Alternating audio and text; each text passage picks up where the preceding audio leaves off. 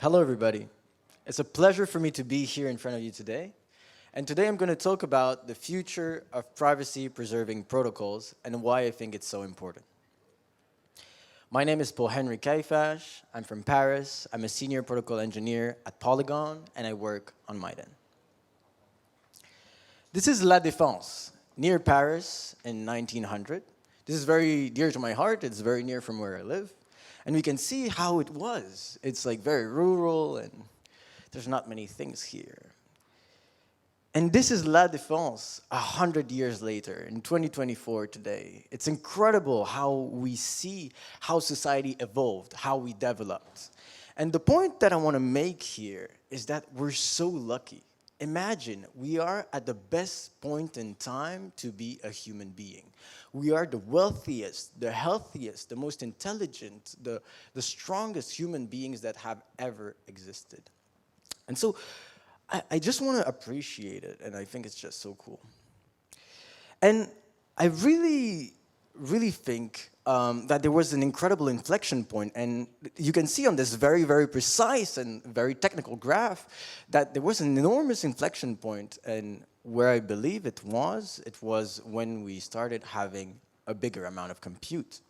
So when we started having better computation, computers, phones, the internet, and especially the moment where we were able to exchange information at a faster rate. And why? Because this enables cross-pollination. As they were saying in the previous panel, just the fact that we can imagine papers and the next day there's someone that implements it is incredible, but we couldn't do that before because information was so siloed. But now information is open to everybody, and I think it's pretty incredible. And I just want to appreciate everything that we have today. Imagine everything that we have is just totally free. We have YouTube, where you can find the videos of your favorite creators, and then you have Telegram, where you can send messages to around the world in mere seconds. You have Instagram, where you can stay connected with all your friends, and just on social media, and do whatever the thing you want. And then you have maps, where you can know exactly where you are on the globe and where you want to go at any single point in time, and especially Google. Imagine the power of this tool. It's just like you have the entirety of human knowledge at your fingertips at any moment. And I just think it's absolutely incredible to think about it. And we don't think about it enough, and especially the fact that it's free. All of this is totally free. And it's crazy, like how can this not be thousands of euros a month to have the whole of the entirety of human knowledge at your fingertips? This is crazy. But the question, and what I want to argue today, is that, is it really free? And I want to say no, because basically what we're doing is that we're entering an enormous privacy crisis. We say goodbye to our privacy. Yes, it's free. We can use it as we please. But these enormous companies, mega corporations, and governments like YouTube, Instagram, Meta, Netflix, Facebook, etc., know everything about you through cookies, through everything that they put in place, all these data monitoring systems. They're able to gather so much information about you. Where you live, what you buy, who you know, what you like, what you own, where you go. Absolutely everything. They have so many data points about you that they know you better than potentially yourself, but they know you well better than all your family, all your friends, etc. And this is not fine. This is not fine. And I think that society has gotten what we call a boiling frog syndrome. The idea of a boiling frog syndrome is basically you take a big pot of water and you heat it up and you boil it. And if you try to throw a frog inside it, and I know it because I'm French, and I eat frogs all the time, but it's just, the frog is going to jump out, just because it's going to get scared, and it's going to get hurt, and it's going to jump out. But if you put the frog inside, and you just slowly raise the temperature very slowly, then the frog is not going to understand what's happening, and it's just literally going to die. And so that's exactly what's happening. We are losing our fundamental right to privacy. Slowly to all these mega corporations, and we're not really doing anything about it. We don't really care. It's like we're happy to give this against all the quality of life improvements that we're having through all these tools. But I want to argue that it's not okay because it's potentially very dangerous for all of us. And for now, all this information actually is used a lot, is used, is sold, is manipulated, etc., to make us buy things, to make us think in a certain way, etc., and it's information that is extremely valuable. But it's also information that is not very optimized because it's very siloed. Like each company has their own data center and they're keeping all of this information very secret. They don't want to share it because it's very, very valuable. That's how Google or other companies make billions and billions and billions of dollars. But do you know, and I want to hint you there, what is the best tool that I think we're all or most of us are working on here that we could build to have something way worse? It's a blockchain. And it's way, way worse. And actually, building a transparent, immutable ledger is the best thing that you can build to have a 1984 Big Brother point-counting system is the best tool to support these things. Because imagine a world, because I hear so many people say, yes, we want to onboard the next billion users on the blockchain, but that's a horrible idea. Because imagine having everything that you do on the blockchain, just using your credit card and everything goes through the blockchain. We don't use what we use right now, these centralized service providers like Visa, etc. We just use the blockchain for everything. Then they know everything about you. Each single move that you do is recorded there. Where you go, what you buy, where you live, what you own, where your kids go to school, etc., etc. And that's not what we want, and that's exactly what we're having right now. Each single interaction with the system is being recorded. And so this is impossible to envision a world where we can actually use this system safely.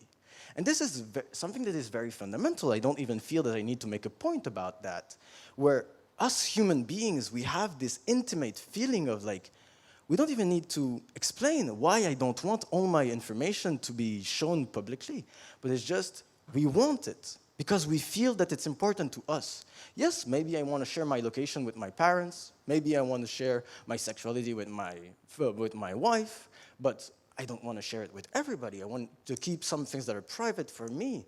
And just showing everything publicly on a blockchain seems like a very bad idea and fundamentally something that is violating personal privacy. So the point that I want to make right now is just that blockchains are not suited for the real world. As I said, it's not possible for users to use these blockchains today just because for two main reasons. The first reason is that it's not scalable enough. But the scalability point, we're arriving there. I've seen the incredible leaps that we've made in the last few years in blockchain development, going from very slow and expensive blockchains to extremely fast blockchains and roll-ups and layer 2s, etc., using ZKPs. And so I'm not scared about that. I know that on the technical standpoint, we can definitely do it. But now it's more on the ethical and philosophical standpoint. The second point that prevents mass adoption of crypto is literally transparency.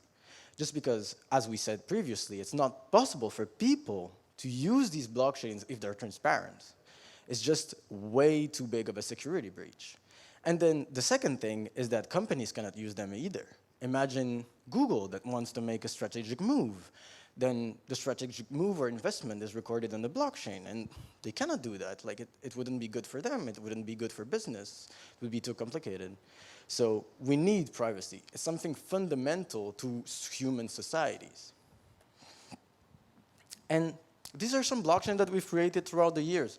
Blockchains like Bitcoin, 2008, after the subprimes, created by Satoshi Nakamoto, 2013-14, Ethereum, Vitalik Buterin, and many others, which added execution on top of this immutable ledger, and then Polygon that added scalability. And these are just a few examples. I want to say here is that a blockchain fundamentally is extremely simple. When we think about it, a blockchain is a distributed database. So what you have state, which is the database, then you have the protocol, which is the networking, the crypto, the state transition, so it's like the contract that you adhere when you want to build a blockchain. Then you have the rules, it's like how are you going to update this database. And then when you take all these technical components together, you can get a functioning blockchain. And then what you get is that you get architectural properties from these components. And the model that I'm showing here is the model that we've followed from Bitcoin. And then we've built other blockchains that are resembling Bitcoin after that, like Ethereum or Polygon. And so what you get is security, where you have sovereignty, like you own your assets, you have immutability, you have decentralization, fault tolerance, availability, censorship resistance, and you have trustlessness with transparency and auditability. And that's what I want to talk about. I want to focus on trustlessness, transparency, and transparency.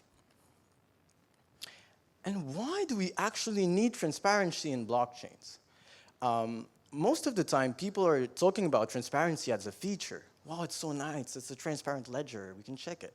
But fundamentally, why do we need transparency in a blockchain is because blockchains are replicated systems, where each node in the network is actually recomputing everything. So if you take Ethereum, one validator is going to propose a block, and then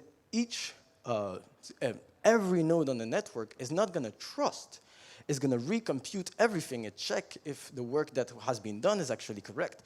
So when we talk about trustlessness, and trustlessness is actually one of the words that is the most used in the Bitcoin white paper, or just in the crypto space in general, trustlessness is not actually trustlessness. It's kind of a misnomer. It's not that you do not need to have trust in the system. It's actually that you do not trust anyone. Is that you recompute everything, and this is not efficient at all. And most of you know it, and this has been said many, many times, because that's what most people here are doing, like ZK Sync and Scroll and Starknet and many others. This is the concept of a ZK rollup, where basically you have one validator that generates the state transition from state A to state B, and then can generate also a proof of this valid state transition, the correct execution of the virtual machine. And then you can send this proof to any other validator with this new state, and it can directly verify and doesn't need to recompute everything. So the point that I want to make here is that actually, if I can trust you now, and I don't really need trustlessness, then maybe I can remove transparency. And that's the most interesting point, and that's what we're going to see into the privacy-preserving protocols that are coming, is that most of these, if not all of these privacy-preserving protocols are using ZK. And we're going to see that here. So what I want to say here is that ZK is the solution with Bitcoin. We started with the ledger, and then the ledger was upgraded and now has execution on top with Ethereum. And then we have also verification. So I want to talk about privacy-preserving protocols now. So the status of the privacy-preserving protocols that we have today, I've taken the 4 largest, and there's actually not that many. So there's Miden, the technology that we use is ZK Starks, and we do client-side proving. We're still in development. We're coming soon TM 2025 normally, and we don't have any usage because there's no users for now.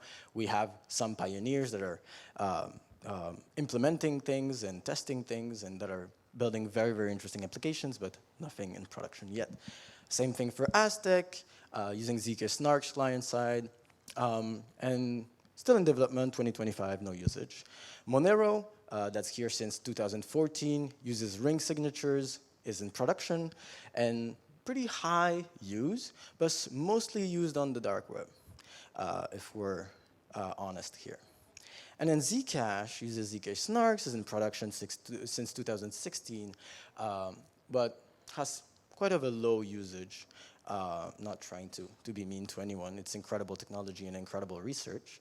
But just what I'm saying is concretely the moat for people to go and use Zcash when they are already like using a lot of Ethereum and other blockchains related is quite complex. So we see that there's not actually that many privacy-preserving protocols that are here. So as I've shown you, I think it's so important. It's so important, it's so interesting, and it's such a good mission. Like, why have we not solved this problem yet? And so I want to talk about the different challenges that we have. So the first one is very unclear regulations. You know how it is in the crypto space, the regulatory space is extremely complex. And we've seen many problems, especially with one case that is very famous, that is Tornado Cash, and that has scared more than one privacy-preserving protocol. And so we're also waiting on the regulators to become more clear on what is legal, what is not legal. Because even if we come out with a privacy-preserving protocol tomorrow, we also potentially have challenges with integrations. So I don't know, let's take Binance. Is Binance going to integrate with a privacy-preserving protocol if they need to abide by American laws? Maybe they cannot. And other things like that. So we have some unclear regulations, but I'm sure that slowly we're going to get there. Second thing is performance. Up to now, there's been a lot of research and there's been a lot of development that has improved the performance of what we're doing. Like client-side proving was a concept, was an idea, and was pretty crazy to talk about even a few years ago. And even now, it's not that performant. We're targeting, in Miden, sub 2 seconds proof generation on phones or on regular computers, like on consumer hardware. But this is complex. It was complex to get here. It's still complex. We're still developing more and trying to improve. So yeah, the performance was not there, so it wasn't really possible to imagine these systems before. And it was just the worst developer experience. Like, it was just literally hard. It was really, really hard to get there. So we had to develop many things, and it took a lot of time. And then there was a worse UX. Like, it was just a worse user experience. Like, imagine you had to bridge to a private roll-up or private system, and then you needed to pay very high fees. Like, it was just pretty annoying. I'm gonna go faster because I need to finish pretty quick. So in Miden, we can say that privacy scales better. Because what we do, we push computation at the edges. Users generate their ZK proofs locally and compute directly on their computer. And then we receive these transactions with the proofs, and then we just have to aggregate them, which means that this architecturally gives us privacy, but also gives us hyperscalability. So privacy on Miden scales better. And then I also want to talk about this, which is the privacy-preserving protocol paradox. This is a sentence by Vitalik Buterin, which is, nobody will pay $20 to hide their buy a coffee transaction. It's kind of that he said. And basically the idea is that if you have a privacy-preserving protocol, you're actually not doing the right thing if it's more expensive than being public. Just because each person that's going to interact with your protocol is going to get their address tainted, like marked. Because there's nobody that's going to go like directly on your protocol just to hide their buy coffee. Usually people that are going to use your protocol are going to hide money laundering or drugs or stuff like that. So actually, it's having the opposite effect. So it's very paradoxical. I'm going to end very quick because I think I'm already over time. But you can feel my excitement. I think that there's many, many possibilities. And now I just want to talk about the end game very quick. So many possibilities with all of that. Imagine ZK KYC, claims, and proof of innocence. You could prove that you have a passport, you could prove your age, you could prove whatever claims about you, but in a private manner. So now we can say that there's it's no more of a dichotomy between privacy and compliance. We could still be compliant with OFAC rules and AML rules, but still be private. So it's a win-win for everybody. We could have private ownership. You can own your money. You can own your funds. You can own stocks. You could own bonds. You could own your house. You could own your car privately. You could prove that it's yours. You could access it, but you wouldn't have to disclose. Nobody would need to know that it's actually yours.